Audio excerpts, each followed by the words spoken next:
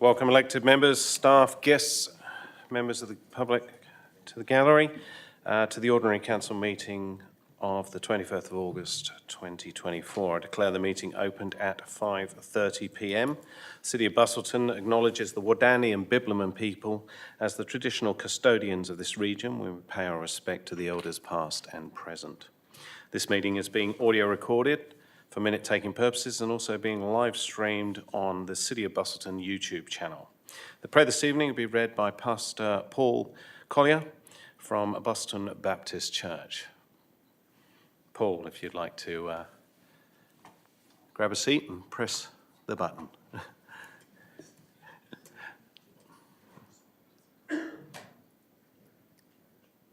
Thank you. Thank you. Let's pray.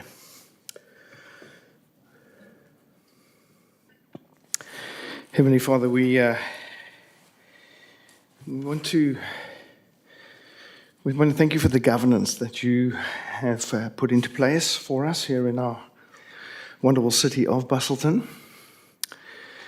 We acknowledge that you have placed the various authorities into the spaces, and we want to ask for your wisdom for this group of men and women who lead in Busselton, for their deliberations together. I pray there may be good thinking, creativity, good decision making that is in a spirit of kindness and generosity. I pray in the way that they deliberate together, there will be a gentleness among them and a respect for each other, even where there is disagreement and debate, and even if there is sharp disagreement.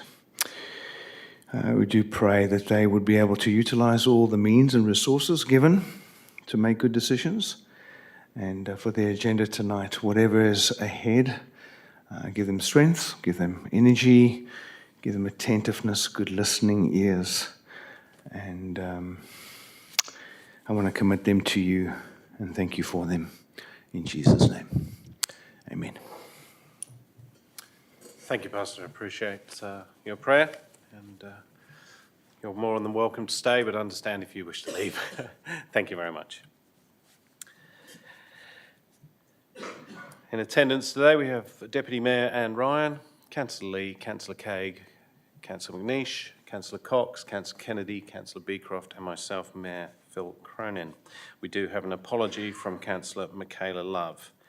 I've received no leave of absence requests. Announcement for the presiding member. I really just want to make note that I'd like to offer congratulations to our Busselton-born Nina Kennedy for taking out the gold medal in the women's pole vault at the Paris Olympic Games. Nina's the first Australian woman to win an Olympic gold in the pole vault, and we congratulate Nina on her amazing achievement, and it's a proud moment for Busselton. So. No disclosures of interest. Move on to item 5.1, the minutes of the Ordinary Council meeting held on 31st of July 2024 to be confirmed as true and a correct record. Do I have a mover? Moved Councillor Lee, seconded Councillor Kennedy. Is there any opposition? If not, I put the motion. All those in favour?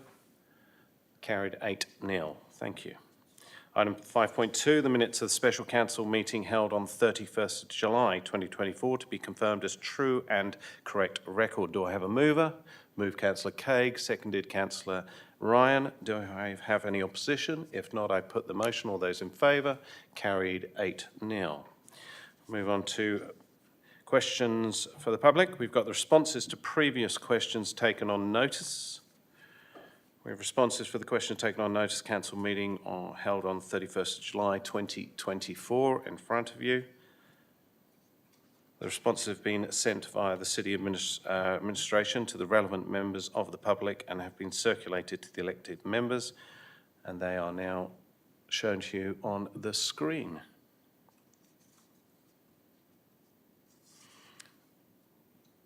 Item 6.2 is a question time for the public. So I now move on to that question time. Members have the opportunity to ask the council about matters relevant to the city. Public question time is not an opportunity to make statements or to enter into discussion or debate on the question or the responses that are provided. If you would like to discuss an issue with councillors or make a presentation on the items on the agenda, as opposed to asking a question, I'd encourage you to attend the community access session or the public agenda presentations on the first and second Wednesdays of the month. Questions will be limited to 3 per person to ensure that the members of the public wishing to ask the question have an opportunity to do so within the time allocated. I will not permit the breaking of questions into subparts. And I'd like to just remind everyone of the city's behavioural protocols, which are on the entrance as you come in. I have only one registered in advance tonight, and that is Mr. Keith Sims. If you'd like to come to the front and for the microphone, say your name and where you're from. Thank you. Keith Sims, Busselton.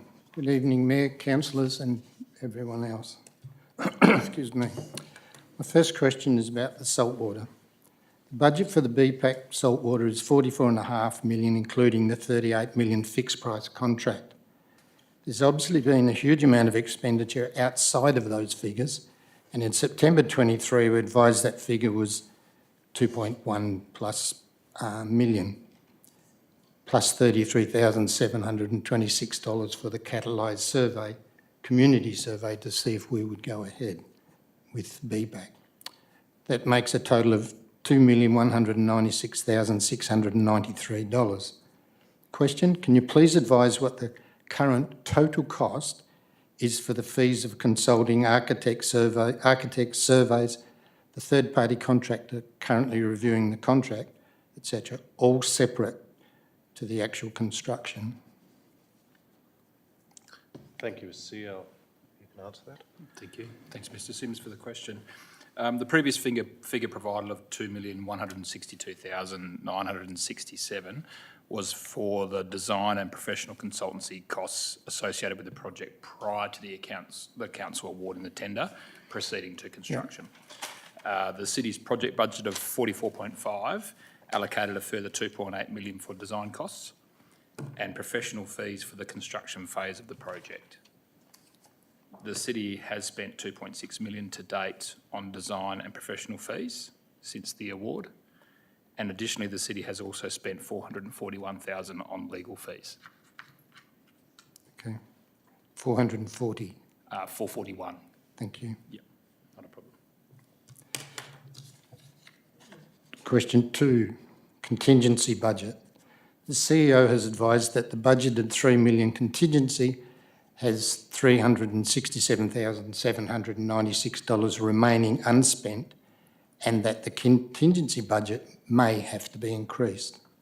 So question, can you please advise of that money that has been spent, how much was for other than building construction? For example, lawyer fees, architect fees, design faults, consultants, etc. Thanks, Mr. Sims. So those costs were provided in the ones from the previous question.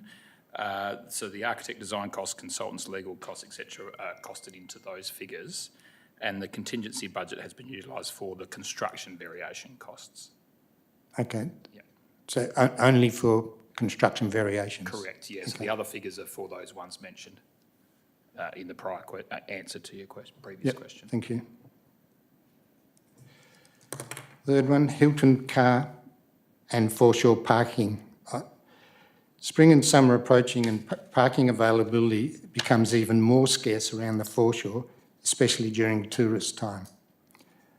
Tonight's item 10.3, consolidated parking scheme motion, is to apply timed parking at the foreshore because of the recognised shortage of parking, with the saltwater and the chocolate cafe and the old tennis club that haven't even opened as yet.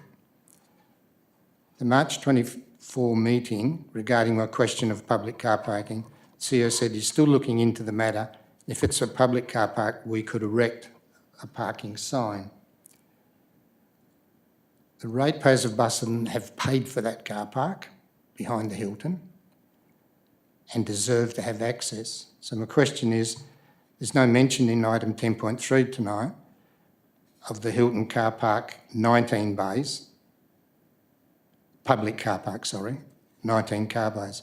Signs have not been erected as the CEO suggested, and at March 24 council meeting.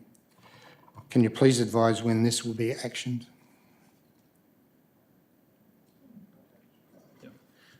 Thanks, Mr Sims, again for your question. So the signage plans have been developed already, and so those signs will be installed prior to the Christmas New Year holiday period, and that's when they'll go in. Okay. From there. Yep. All right, thank you. Could I just ask, on those signs, will there be one on the east entrance and one in the middle of the park if people drove it through? I'm not aware of the specifics of the plans, Mr Sims, but happy to chase that up. Okay. So in my opinion, there should be two, one in the middle bordering on the existing Hilton sign and one on the east boundary for people coming in. I'll check Thank you. those signage plans. Thanks, Mr Sims. Thank you, Mr Sims. Are there any other members of the public that wish to ask a question of council? Please take a seat. State your name and where you're from. Thank you. For the record. Dr. Andrew Dickey from Busselton. I have a couple of questions on cyanobacteria in the Lower Vass River. I need to give a short preamble to give context to the question. In December last year, summertime, and January this year, results of water testing conducted by the Department of Water and Environmental Regulation showed toxic cyanobacterial levels exceeded red danger levels as defined by the World Health Organization and the Australian National Health and Medical Research Council on at least 20 occasions over a 6-week period from early December until mid-January. I asked a question in the council meeting earlier this year about that, and I was told that cyanobacterial levels did not reach danger levels. That was incorrect. I also asked questions why social media warnings were not issued when red alert levels were reached. Received no satisfactory answer to that. I had a copy at the time of an email from the Department of Health to the City of Busselton recommending that warnings be issued on social media about dangerous toxic cyanobacterial levels. So my question is, on how many occasions did the City of Busselton receive an email from the Department of Health recommending that warnings be issued? That's my first question. We'll take that on notice. Thank you. Fine. Second and last question is, how many permanent warning signs are there erected along the length of the Lower Vass River warning of cyanobacteria? And how many temporary signs are proposed to be put up along the length of the Lower Vass River next summer when toxic levels are reached again, which they almost inevitably will? Can I just ask clarification, Dr. Dickey, if I could, how many temporary signs we would put up along, so permanent and temporary? Yes. Okay, all right. Yep. Those plastic sandwich board type signs that are sort of lying in a decrepit state up behind Isaac Street. So, and they're the ones that we put out when there's been notification put out? Well, they're never removed, so they're put out and then they're just left there. Yeah, numbers, sorry, I'd probably have to get back to you on that one, Dr. Dickey, if I could. So permanent, unless somebody in the room is aware of the permanent. Well, the permanents are the metal ones on the poles, like along Peel Terrace. The temporary ones are the little plastic sandwich board signs, like on Timothy Resort. Sure, okay. Up Isaac Street. Yeah, I'd have to, off the top of my head, sorry, Dr. Dickey, I'm not aware of the permanent signage or what the temporary ones would be. I imagine the temporary ones might be dependent on what's reported or recorded during the year or whether they're out permanent. I'd need to get back to you on those ones if I could. Yeah. Thank you. Thank you. Through the chair, I think there was 9 permanent, according to that plan received today. Yeah. Thank you, Councillor Kennedy. Are there any further questions from the public? Please take your seat. Oh, sorry. Didn't see that one. Councillor McNeish, you had a question. Just to the CEO, are you comfortable that you have the definition of the length of the Lower Vass River? Good question, not really, no. So the length of the Lower Bass River, we're talking from where to where? 5.5 kilometres From where to where, though? from the penstocks and the culvert up near the golf course to the estuary. It's 5.5 kilometres. To the estuary, okay. Well, we'll get back the information that we can on that stretch, at least in that area. Yep.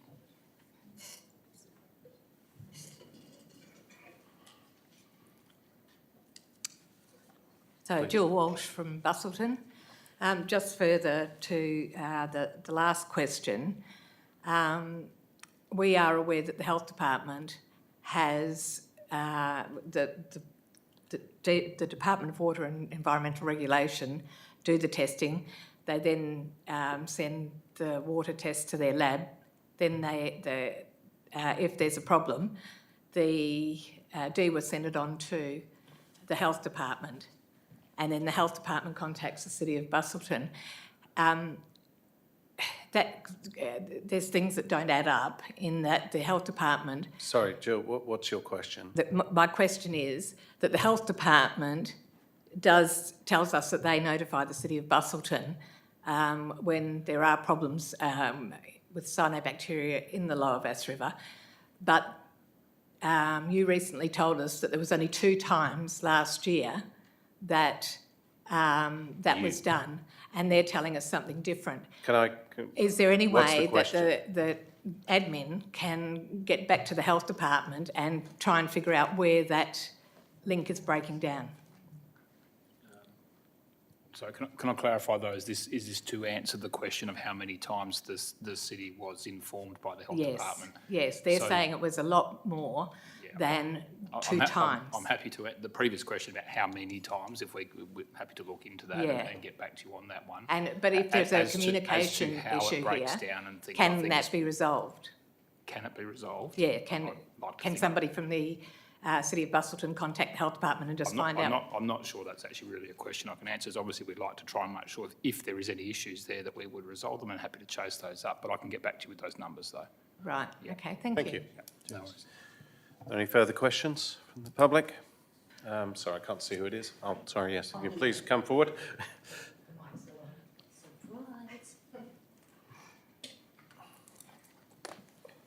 Michelle Shackleton of Abbey. Just a couple of questions about BPAC and its funding. If my scratchings around on the computer are correct, we've got 3 grants that have been given to us since 2022 or 21-19, the first one, and they've been rolled over from year to year. I'm just wondering where we are in terms of the LRCI program tranche 3, the money from Nola Marino and the lotteries funding, which has all should have lapsed by now, by June, whether you've been given permission to roll it over, and if so, when's the next date for it to lapse? Is it June to June? Through the chair, I'm not sure of the specific date, but certainly we're in regular contact with the funding agencies, and they're all aware of our completion timeframes and things. So we're well within the guidelines of what they've allowed us to continue on with. So the answer is you've received permission to keep rolling them over? Yeah. Okay. Well, sorry, we're not keep rolling them over. Obviously, we talk to them and say, okay, we need a further X amount of months, etc., or an extension. And then if that does lapse, then obviously we would talk to them prior to that date. I thought that was rolling it over, sorry. I'm just a bit concerned about the rep club. They've had no functions on for the last 2 years. It looks like they're going to miss out again this year. And looking back on my notes, they were selling about 4,000 tickets a year. So that's income they're not getting. And I doubt very much, well, I have spoken to a couple of their members who say their membership is down considerably. What is your question, please? Well, I'm getting to it. Here's a Well, chance. it's questions I have. Thank you. Whether you're on top of the situation, whether they're getting any assistance from the people that are employed to get the BPAC up and running, the saltwater up and running. You have people already employed. Sorry, I'm confused with the question. Are we on top of it with On top the of people the constructing fact that it? they're not able to, well, apparently they haven't got a lease. And Oh, no, sorry, I can probably I with see, sorry, the weld? I see where you're going. Yeah. Yes, in regular contact with the Repertory Club and the users of the Weld Theatre. There are some assistance, there is some assistance we've been providing from, but we appreciate it obviously has put them out, understand that, as it has with a lot of other organisations and businesses around the area as well. That's one of the challenges that we've got. Certainly in regular contact and helping where we can. Yeah, the thing that I was most worried about was the older people. They may not have the ability to apply for funding through the council and maybe they need help. Thank you. The other thing is... Sorry, Michelle, can we just have direct questions now, because there's other people sure that want thing, to ask, sorry. The Esplanade, looking through information, I see that and I was trying to find out how much the different rooms were being hired out for. There's nothing to mention the Esplanade. The Esplanade don't seem to be stakeholders. They aren't mentioned on your publicity. Are they not considered stakeholders? Why aren't they included, and why haven't they been spoken to about the BPAC and the impact that it certainly must have on them, more so than any other of the industries up on, or the, what do you call it, hotels and whatnot up on the Busselton So your Highway. question is, why Haven't is we the been Esplanade liaising with them? Hotel not a Stakeholder. stakeholder? Director Maxine? They are a recognised stakeholder. Yeah, not on any of your documents that I can find. We have been keeping them informed of progress, and I've personally spoken to them. So why don't they? Thank appear you. when Thank you very everyone much. else I think that's answered your question then. Thank you. okay. Cheers. Is there any other people that'd like to ask questions? Please come forward, state your name and where you're from. If you can stick to the questions, please, I'd appreciate that. Yeah, evening. My name's Darren Glover from Ambergate. Yeah, some questions, please. Tony, are you able to read out? You will direct questions through myself, if that's okay. Any questions come through the chair? Okay, That's part of the standing orders. no problem. There is lots of evidence that historically pilot whales beach themselves like they did on Anzac Day. However, what makes this different is that usually they re-beach within 72 hours. This group didn't, which is an anomaly and begs the question, was there underwater sonar at the time, and has the Shire inquired about this? Through the chair, the city it's not the responsibility of the city to work out whether there was sonars and things. There's obviously I imagine, investigation underway, which I think we forwarded through a quick response to you recently around from, is it DWER, Mr Darby, or DBCA? I think we forwarded on the questions to DBCA. I'm not aware of anything to do with sonar. So sorry, yeah, DB, or the government department responsible for looking into that. So unaware, not sure. The city hasn't gone searching for whether there was a sonar or not. Okay. With regards to any other costs associated with the clean-up, with reference to Deport and DBCA, approximately $11,000, I think, was quoted in the paper. 11,300. Yep. That weren't passed on to the City of Busselton Council electors. Was there any other associated costs for that? Because that seems quite cheap, $11,000. Those were the direct costs to the City of Busselton, but there's a lot of volunteer effort that obviously went in. We're responsible for clean-up of beach areas that we are in management control of, so that's where those direct costs came from. Okay. Yep. So that response letter that was sent to me, is that public information, or is that? Sure. Okay. So that's on the website? Sorry, on the website? Well, on the council website, the response that you gave to me. The question that was asked at the July meeting, which was taken on notice, Yep. the response will be in the minutes to this meeting. Oh, The okay. other questions that were sent through by email, I responded to administratively. Yes.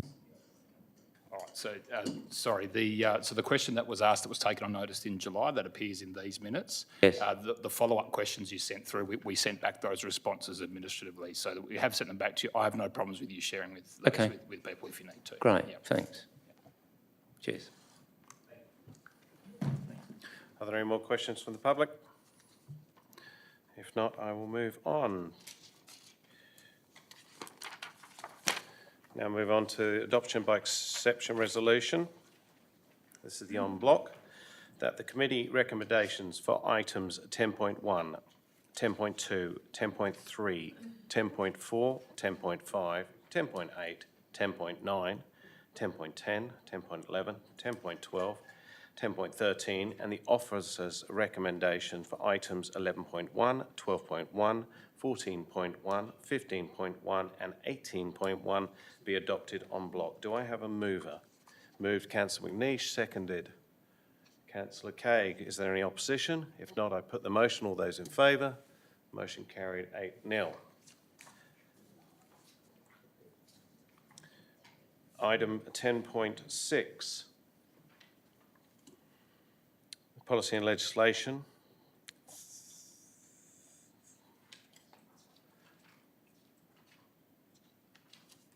31st July 24, Council Policy Review, Asset Management. Do I have a mover? I'll move it. Do I have a seconder? Thank you, Councillor McNeish. Is there any opposition? Mr Mayor, I would like to, Please stand if you could. Thank you. with your indulgence, I would like to move a procedural motion, please. Certainly, you may do. And what is that procedural motion? My procedural motion is to refer item 10.6, Asset Management Policy Review, back to the Policy and Legislation Committee for further consideration on the for the meeting on the 18th of September at 10 a.m. Okay. Do I have a seconder for that motion? Councillor Cagg.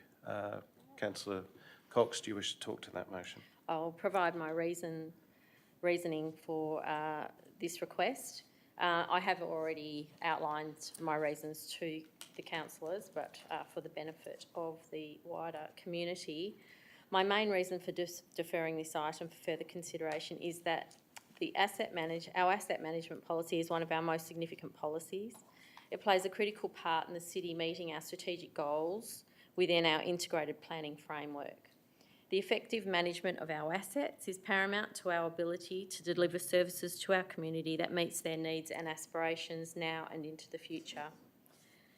It is vital that we develop a robust and comprehensive asset management policy which underpins our asset management strategy and asset management plans and is then linked back to rigorous long-term financial and strategic planning. I think that we're all keen as council to strive towards continuous improvement in our asset management practices, and subsequently, with the endorsement and indulgence of the council, I would like to request some additional time to further review the asset management policy. Rather than drafting an alternative to be debated in council, I would like to present my desired changes back to the P&L committee for feedback and consideration before it comes back to council for endorsement. This would also then give other councillors potentially the opportunity to propose any further changes if they so wish. So councillors, I would ask for your grace in allowing me a bit more time to consider this policy and put forward some draft changes that we could further discuss in the policy and in the next September Policy and Legislation Committee. Thank you. Thank you, Councillor Cox. I therefore put the motion. All those in favour? That's carried 8-0. Thank you. Next item.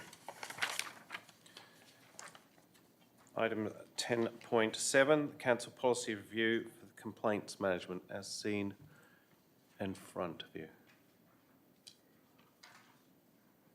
Do I have a mover for the motion?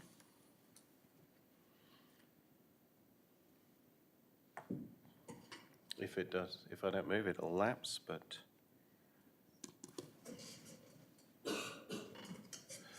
Okay. No seconders, no movers. Items lapsed.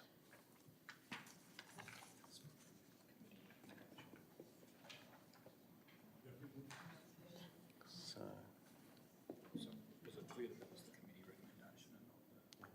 yeah, that's committee recommendation. Being that motion lapsed, we now move to the foreshadowed alternative.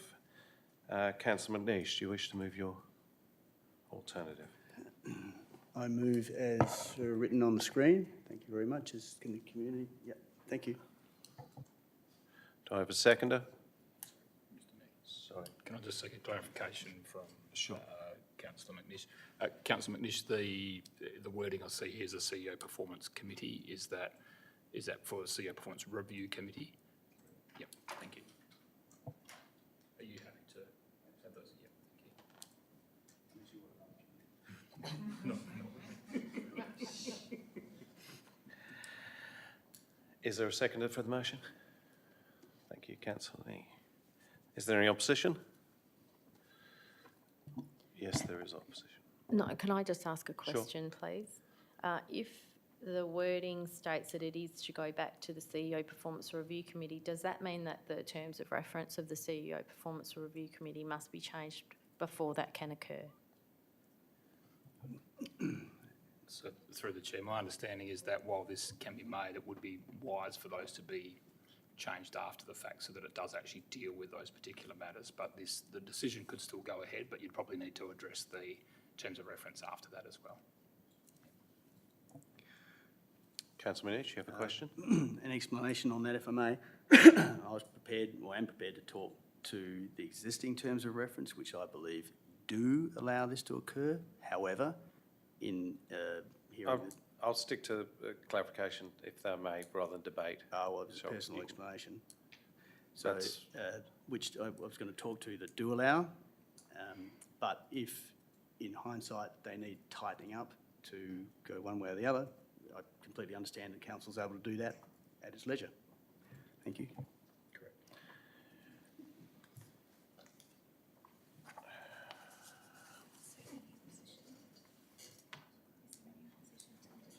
Is there any opposition to the motion? We've already... Oh, sorry, I did ask that before. Is there any opposition? Councillor Candy? Brilliant, okay. Therefore, Councillor Manish, do you wish to speak to your motion? Thank you. I speak for the motion because, for a number of reasons, I think I have 7. The officer comments support the foreshadowed amendments that, well, sorry, the now motion, that provide additional clarity. My motion, formally amendments, identified a gap in the committee proposed policy in that it escalates up levels but stops short. So the officer comments suggest that CEO Performance Review Committee's terms of reference don't include as an objective considering the complaints against the CEO. Presumably that doesn't mean complaints against his person when complaints against the CEO, but his performance. So yeah, but the terms of reference clause 2.1 requires undertaking the review of performance and reporting findings to the council, as does clause 2.2D. So the CEO's performance includes things that he or she, at the time, did or may have done or not done. The terms of reference are not restricted to only an annual KPI review process. It is, the terms of reference, it is to review performance. So I believe that's fine. If that was ever going to be a problem. The officer comment suggests the mayor, excuse me, would be better placed than the council's own CEO Performance Review Committee to make a judgment on the CEO's performance, because under the Local Government Act, the mayor and the CEO liaise on the local government affairs and performance. If the performance at such a high level has been called into question, then it is reasonable to assume there has been or should have been liaison on the matter of concern, such as the statutory role of both individuals. Hence, it would be, I believe, inappropriate and indeed unreasonable for the mayor to, on one hand, be liaising with the CEO on a matter, then in the next breath be required to critically assess and objectively make a decision on the CEO's performance of that same matter. To me, this is just not allowed in quasi-judicial process. There is not the required amount of objectivity there. And in any event, it's unfair on the mayor because the council cannot be assured a mayor would have sufficient corporate management skills to participate in the assessment of a complex, high-level, substantiated complaint. Such is not the prerequisite for the mayoral role. Such a performance complaint and its processing could be considered an operational matter, and ordinarily an elected member would not become involved in that. I'm nearly there. The policy process demonstrates an upwardly escalating handling mechanism. The council is the CEO's employer, or superior or supervising entity, not the mayor. The mayor only speaks on behalf of the city, and even then, I guess one would presume any comment to be based Councillor on an McNeish, established point of order, council relevance. decision. Point of order. Please take your seat.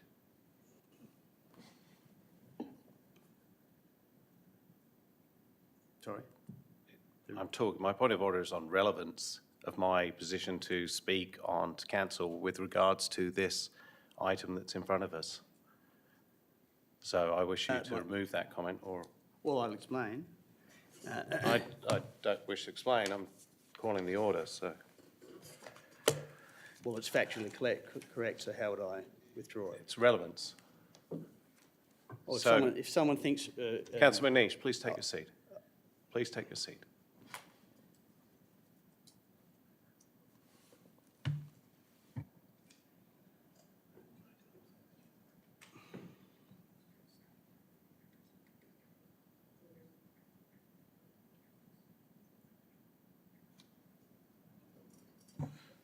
Well, my ruling is it's not relevant, so Councillor McNeish, I will allow you to proceed, but not further in that direction.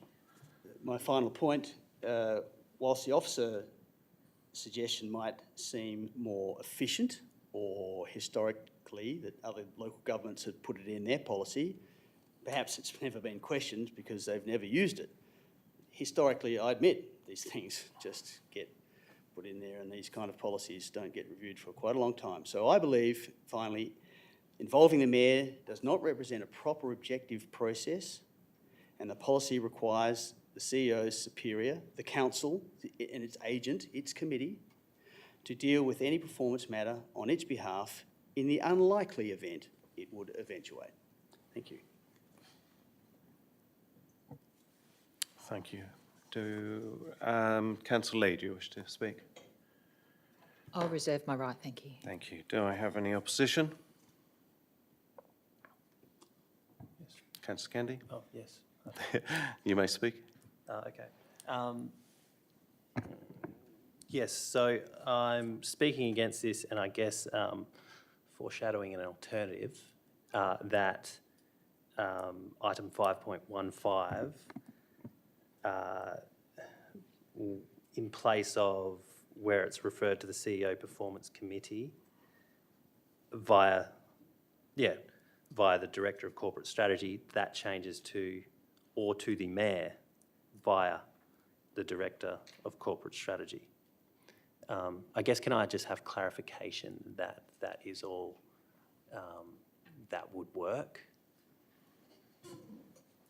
So, sorry, just to clarify, Councillor Kennedy, you're saying sort of go through from the Director of Corporate Strategy and Performance to the Mayor, or the Mayor to the Director of Corporate Strategy and Performance?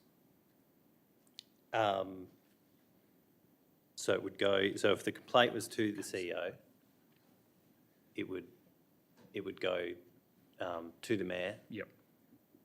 Through the Director of Corporate Strategy. Yep, okay. Yep. Yeah. No, sorry, just clarifying, that's all. And that makes sense?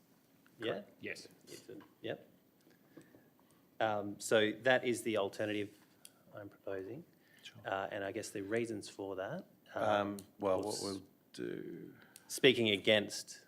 He's foreshadowed, and I'll foreshadow the motion, but he's speaking against this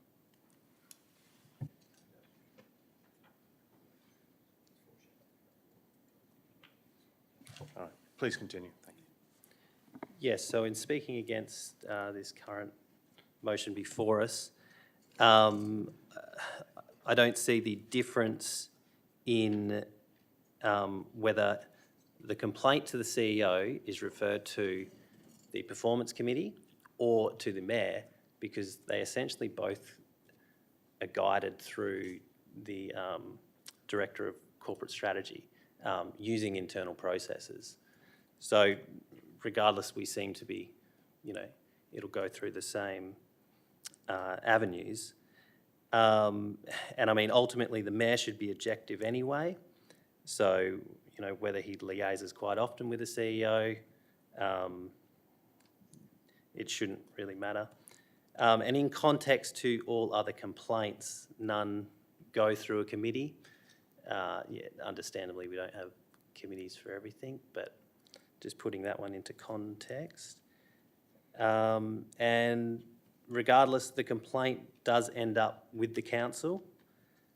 And going through the committee just makes it a longer process.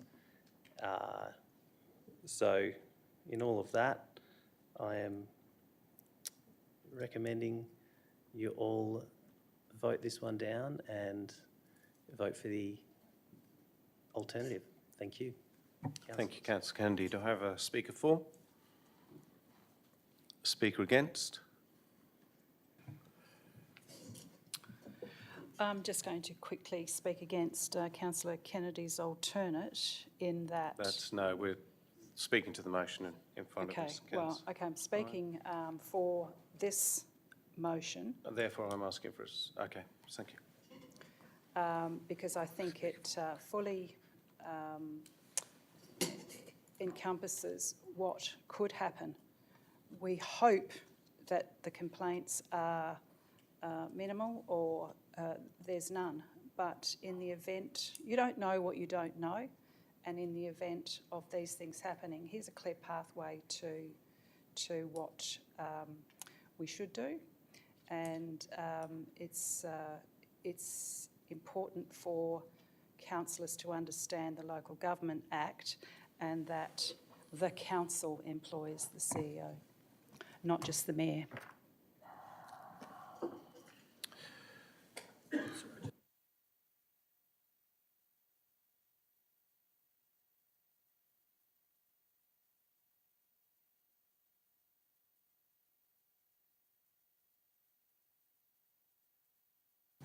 So just for clarification, if a complaint were to come to the mayor, myself in this case, I would then share that with the council, the remaining of elected members.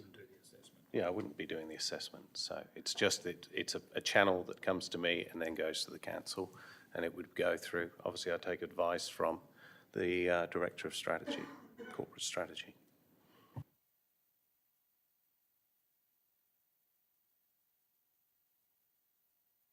Well, I'm only going to speak against because of my appears the questionability of objectiveness. At the end of the day, if there was a CEO in a normal business and was working with a director and they had had a complaint, I feel that that person could go and talk to that person. As it was raised, the council employ the CEO, and therefore in my role as mayor, I'm more than happy to raise that issue if there were a complaint and to deal with it under the governance of the Act that actually clearly specifies my role as mayor and my responsibilities, rather than the other people making up the rules as they go along. So I am more than happy to support Councillor Kennedy's foreshadowed alternative at this point. Yeah, that's all I have to say. Thank you.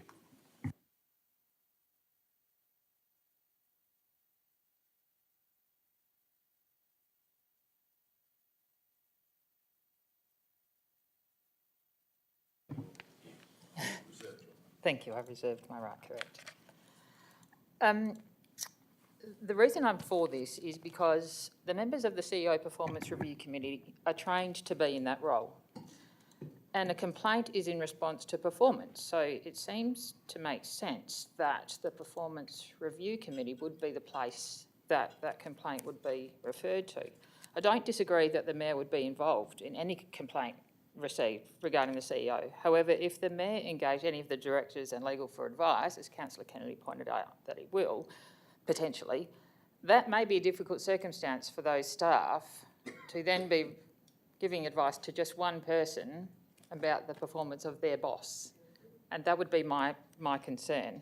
So I acknowledge, Councillor Kennedy, that governance guides us, but the committee then has the opportunity to discuss, consider and recommend to council because we don't know what we don't know, and there is a committee there that can be designed to look at those things and seek counsel on that. I just want to point out the biggest room in this organisation, now and into the future, is the room for improvement. So while we would always look to best practice across the industry, we should always be striving for excellence, not necessarily perfection, and take every opportunity to be courageous, innovative, and set that bar a little bit higher.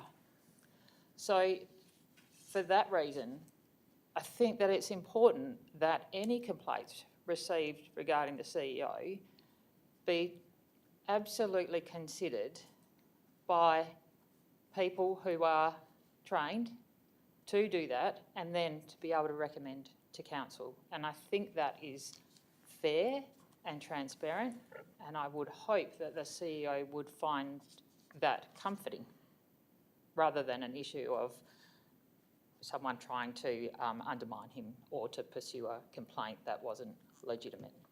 Thank you. Thank you. Councillor McNeish, your rebuttal.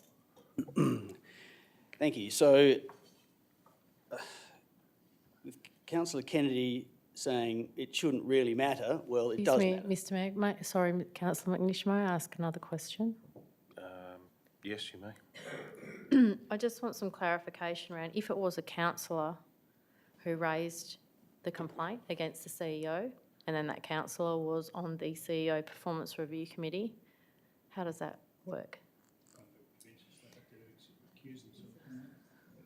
Would I concur with Councillor Beecroft that would seem to be a conflict of interest and recuse themselves. Is that written into the terms of interest or into the- I mean, so that, is there a procedure for that to occur? Because Yeah, what if the councillor refused to remove themselves? Where is that actually? Under the councillor code of conduct, you have obligations around interests that you would need to disclose those interests, and you also have common law principles that you'd need to adhere to around natural justice and fairness. I think we're sort of talking about abstract situations that would work themselves out based on those common law principles at the So time. you don't think it would be a concern? No. Rather than I'm just weighing up the mayor in the first instance dealing with it versus I think regardless, a any council. complaint would need to go through to the council ultimately. The channel by which it goes through, there's numerous, but ultimately it would need to go to the council. If it was a council member who made the complaint, they would have obligations in terms of to recuse themselves. Yeah. Thank you. Continue, Councillor McNeish. To hear that it shouldn't really matter is cause for concern, because I think something like this does really matter. If there was a complaint and this, my proposal doesn't get through, I'm not sure that the process does guarantee that the mayor would be required to take the matter to the council, and that's something that would be unfair on all parties. And to hear in the briefing that comments like, well, I would imagine that, and from the CEO, Director Pearson, I would imagine that.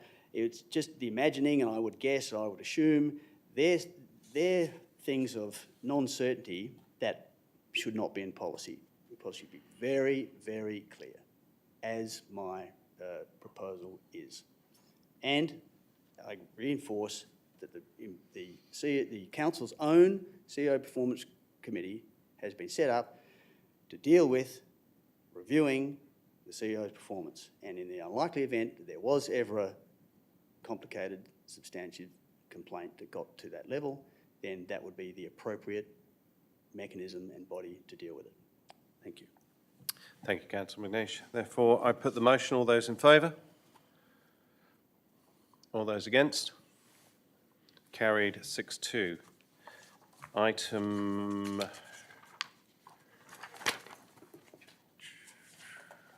16.1, notice the motion, Bassroo warning signage, Councillor Anne Ryan.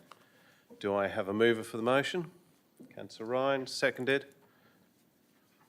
Councillor Lee. Is there any opposition? Okay, councillor Ryan, would you like to put your motion? Sure. Councillors, I refer you to last night's email that I sent out as to the state of signs in proximity to the river. Some are lying in the dirt, some are incorrect, and one fixed yellow sign has the words toxic blue-green algae in the river water, contact by swimming or other recreation activities in the water is prohibited. Human and animal consumption of this water must be avoided. This sign is fixed approximately 7 to 8 feet tall, and I nearly missed it on my search yesterday. Okay, you might suggest that I'm vertically challenged, but the sign underneath is interesting. It says if you take a dog into this park, you must keep control of your dog at all times and immediately remove the dog excreta. Penalties may apply. So this signage, which I'm not sure is an approved health sign by the department, basically says as long as you don't let your dog poop in the area, it can go for a swim if it likes, because as Councillor McNish said rightly last week, dogs can't read, but their owners can. But further, the signage is static and loses all its effect by being a static sign, let alone the height. And as Councillor Kennedy pointed out, we saw 2 people fishing when we did our tour of the Waterways Management Committee members a few months ago, probably at the height of the bloom. This is alarming when you consider the liver ramifications associated with ingestion and if indeed the fishermen were going to eat their catch. The staff comment in the report stated health warning signage wording is prescribed by the Department of Health and the city does not vary from the prescribed wording. As the prescribed wording does not reference animal health, the city would not include this in the signage. So I went to the Health Department website and it says, here's a typical sign.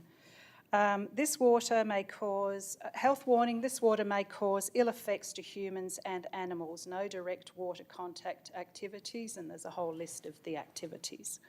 The exact wording on the department's health site is what I'm alluding to. On the 31st of July, a question by one of our members of the public said, will the City of Busselton be issuing public warnings about toxic cyanobacterial levels in the Lower Vass River next summer, each time it is recommended to do so by the Department of Health, and if so, on what media?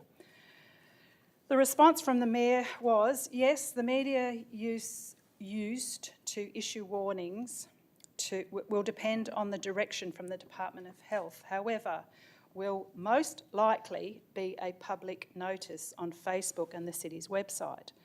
So your response on the 31st, Mayor, in my opinion, should have been, we most certainly will.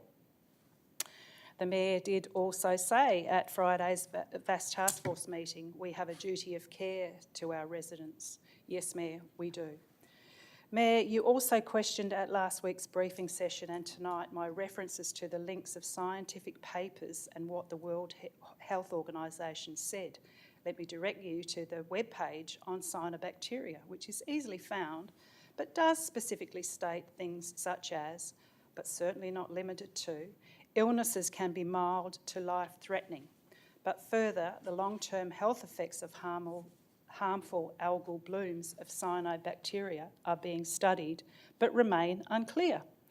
But type in, how long does it take for research papers to be taken up by medical professionals? And the National Library of Medicine says the answer is 17 years. So in 17 years, are we going to say, I wish we'd done something all those years ago? Again, remember when smoking used to be good for you? Councillors, we have a duty of care not only to our residents but our staff who are quite often eating lunch by the river and work 5 days a week there.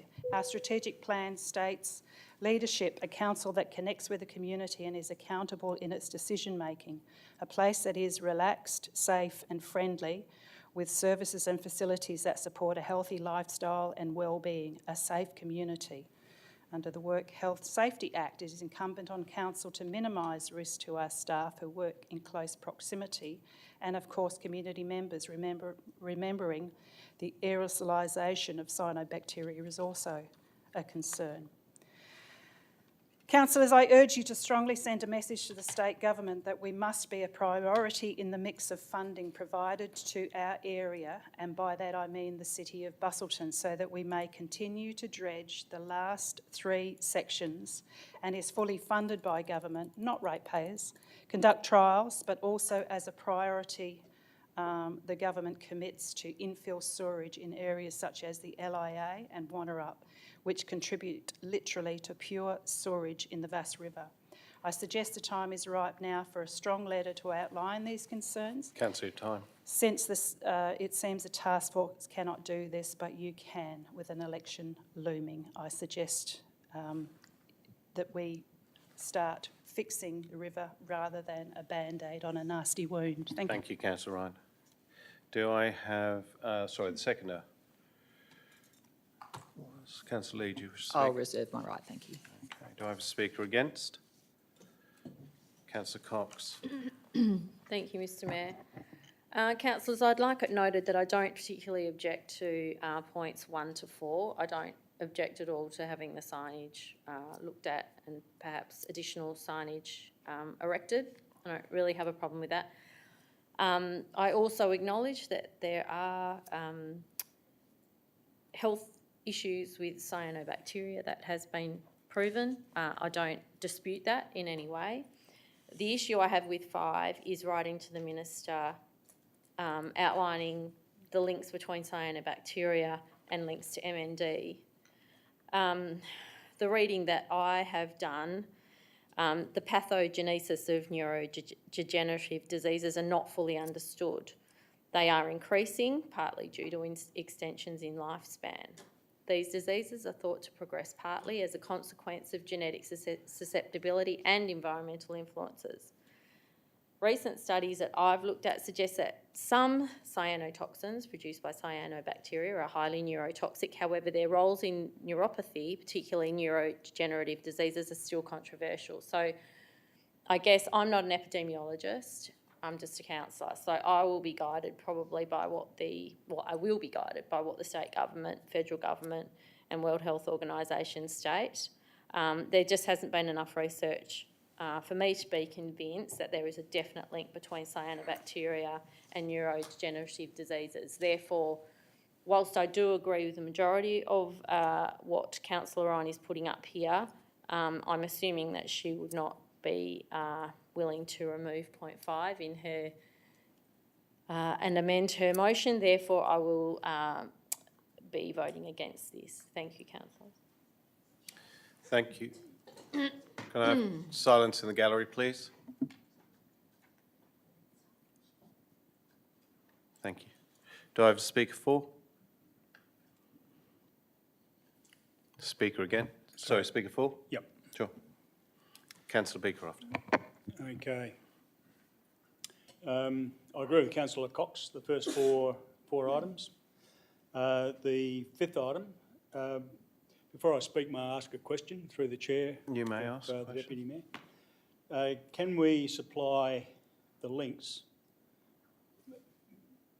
links to the information regarding the connection between cyanobacteria and motor neuron disease if we write to the Minister, can we cite those research papers specifically? And I'm assuming that these research papers are by accredited scientists. It does actually say citing in the lines here. It does say citing the research papers. So yeah. All right. So okay. So if we do write to the Minister, we'll need to include that. Having said that, I would vote for this this motion as it is. If it fails, I would like to cite an amendment. What's it called? Sure. Well, you can foreshadow. Foreshadow an ulterior motion. Sure. That's the word I was looking for. Yeah. Where the point 5 is amended to outlining the community concern in relation to cyanobacteria and and its links to illnesses or known illnesses. If that's So correct. removing MND just to Yeah, say, so- and its links to? Yes, Yeah, so okay. there is some concern in the chamber about voting for this motion with links to motor neuron disease and other neurological illnesses. I wouldn't like this motion to be defeated on that. So I would foreshadow an ulterior motive where those references are removed from point 5. If that makes any sense.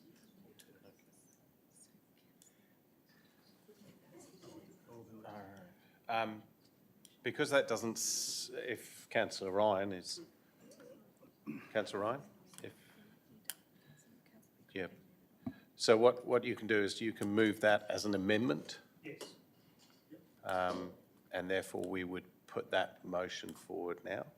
So do I have a seconder for that amendment? Sorry, could I just make a comment? Well, Without entering debate, just as the seconder reserving my right, that we used the terminology that the health department used in their letter, which was it poses a health risk. So you can so take the out concern reference that to in relation to MND cyanobacteria, in relation to cyanobacteria and health risk. Because that's their words. Sorry. I just had a better idea. so Councillor Beecroft, do you agree to, and that to be in your amendment? I think that makes perfect sense to me, so yes, I Okay. agree.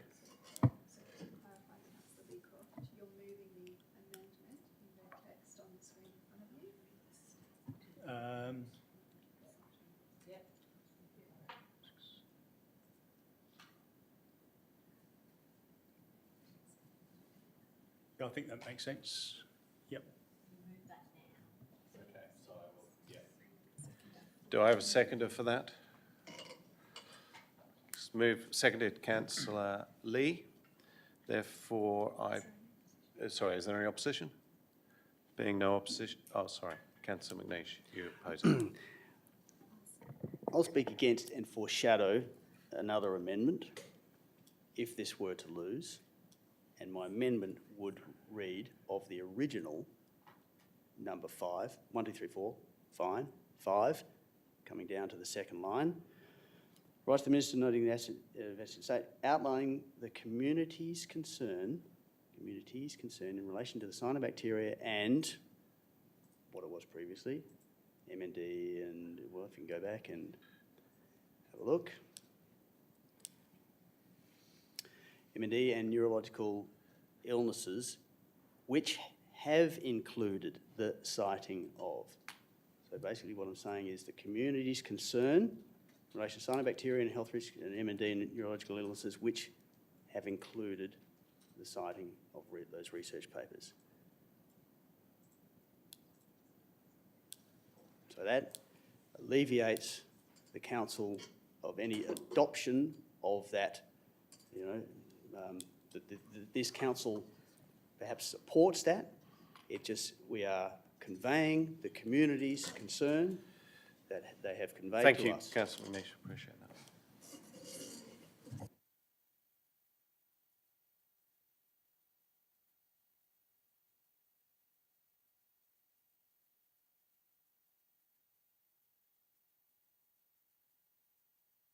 So, councillors, we will initially vote on this. Is there a speaker for this amendment? So Councillor Mitchell.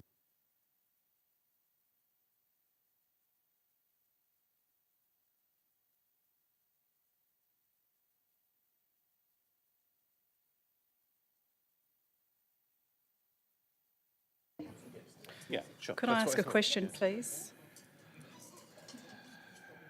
Councillor, Deputy Ryan, yes. So the citing the research papers are those that I've referenced, and any other research papers that we could add in, because there is a plethora of them in relation to motor neurone disease and neurological issues and so on. So is that Is that what I'd rather just leave the papers that you've got in here, otherwise we're going to be substantially changing this motion at the moment with your reasons. Oh, I haven't So- said citing any research papers. That's what I'm asking. Because there is a want to take away MND and neurological, I could find you a plethora of other illnesses that can be associated.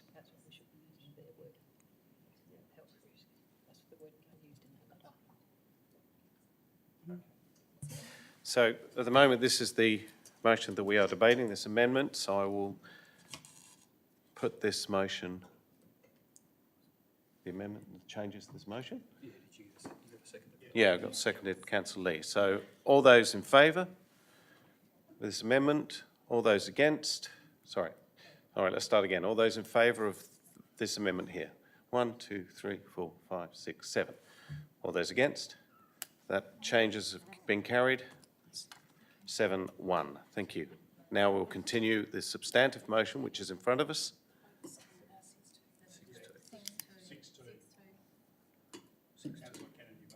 Oh, sorry, 6-2. I apologise, Councillor Kennedy. 6-4-2 against, just to be clear. We now continue the substantive motion that's in front of us. Do I have a speaker for?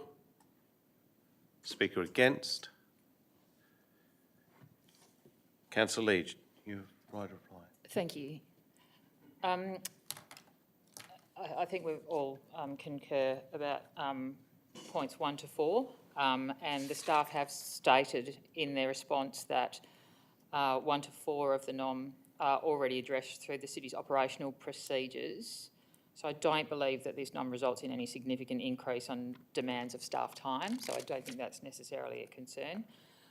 But I do note the response from the Minister's Office stating that the Department of Health has indicated that it is supportive of initiatives to resolve the issues as the algae potentially poses a health risk by direct contact to those members of the community who do not observe the warning signs placed along the riverbanks. So the 2 points that I take from that is that they call it, the department call it a health risk. So let's use their terminology. So I'm happy that that's been included there.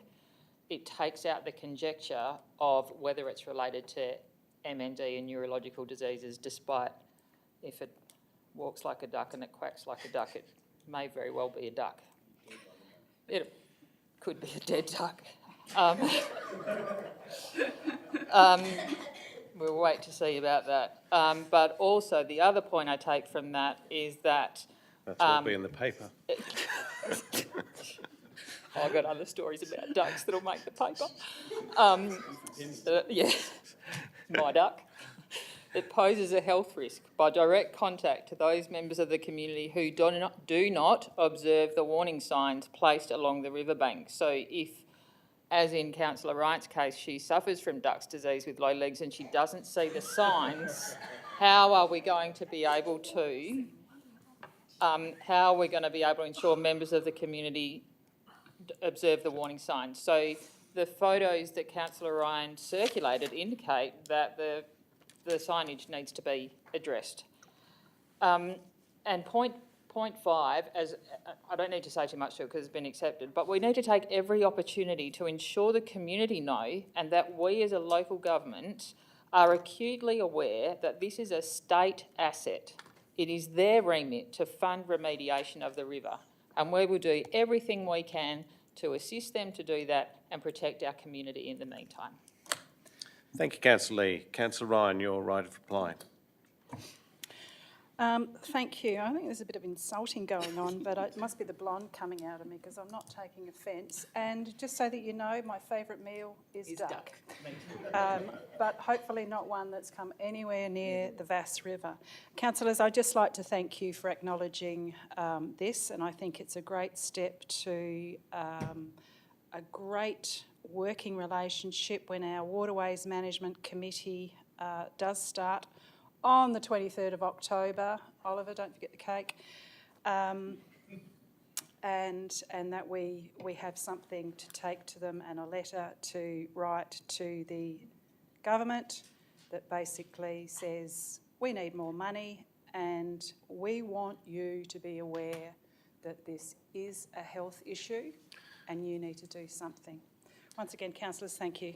Thank you, Councillor Ryan. Therefore, I put the motion. All those in favour? All those against? No one. 8-0. Carried. Thank you very much. Next item is a confidential item, item 18. So if there are any questions, I'll need to... Oh, sorry.